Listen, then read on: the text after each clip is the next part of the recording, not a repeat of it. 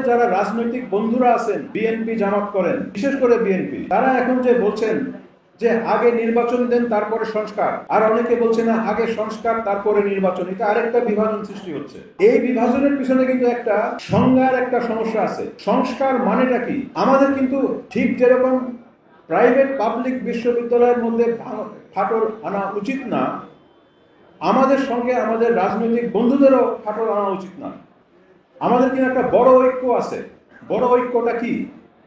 বড় ঐক্যটা হচ্ছে ফ্যাসিজমকে আমরা আসতে দেব না। আমরা একটা নতুন বাংলাদেশ চাই। আমরা দুর্নীতি মুক্ত সুশাসন চাই। কিন্তু এটা তো একদিনে আসবে না। এখন বিএনপি বলতেছে আপনি এখন 10 বছরের সংস্কার প্রোগ্রাম নেবেন, তারপরে নির্বাচন দেবেন, আমরা মানব না। এটা তো তার কথা তো ঠিক। তো আমরা এখন সংস্কার বলতে কি বলতেছি এটা আমাদের বলতে হবে। আবার কেউ কেউ বলতেছে শুধু নির্বাচনের সিস্টেমটা ঠিক করেন তারপরে নির্বাচন দেন, এটাও আমি মানব না। কেন মানব না? আমরা যদি খালি নির্বাচনটা দিয়ে দেই তাহলে কারা ক্ষমতায় আসবে? যারা ক্ষমতায় আসবে এই নির্বাচনে লড়ার জন্য আপনার টাকা দরকার। এই টাকাটা আসবে কোত্থেকে?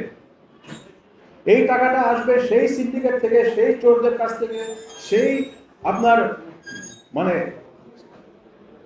চুরি করে যারা টাকা বানাইছে তারাই টাকা দিবে এই নির্বাচনের জন্য। ওই টাকা নির্বাচনে যে জিতবে, সে বিএনপি হোক, জামাত হোক, ছাত্র হোক, যাই হোক, সে ওই টাকায় নির্বাচন জেতার পরে তার বিরুদ্ধে আর যাইতে পারবে না। এটি তো সমস্যা। সমস্যা হলো যে যখন আপনি এই দূষিত টাকার উপরে ভিত্তি করে নির্বাচন জিতবেন তখন আপনি জিম্মি হয়ে যাবেন। তাই এখন আমাদের সংস্কারটা কি? সংস্কারটা হচ্ছে নির্বাচনের আগে আমাদের 2-1টা জিনিস করতে হবে সবাইকে মিলে।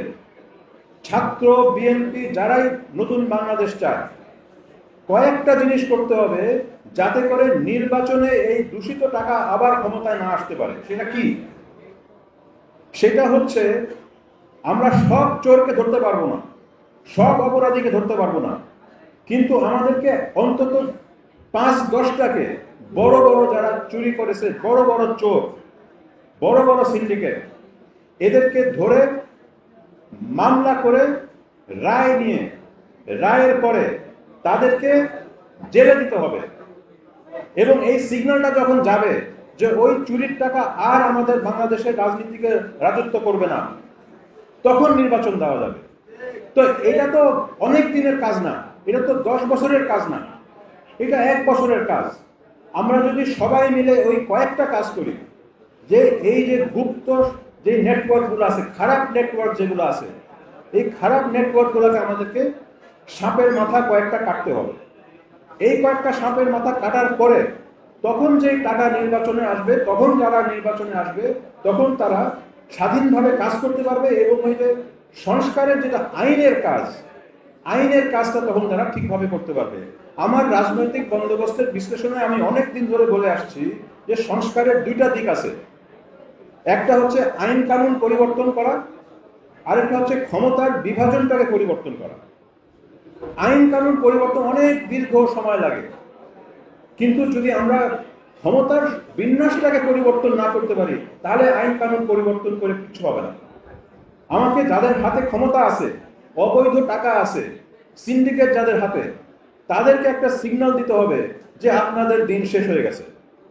তারপরে নির্বাচন করে আমাদেরকে সবাই নতুন নেটওয়ার্ক করতে হবে। যেটা আমি আগে বললাম, আমি শিক্ষক হই, ডাক্তার হই, ইঞ্জিনিয়ার হই, সাধারণ নাগরিক হই, মিডিয়া হই, আমাকে বিকল্প নেটওয়ার্ক করতে হবে যাতে আমরা আমাদের ভালো নেটওয়ার্ক রাজনীতিকদের উপরে চাপ দিতে পারে।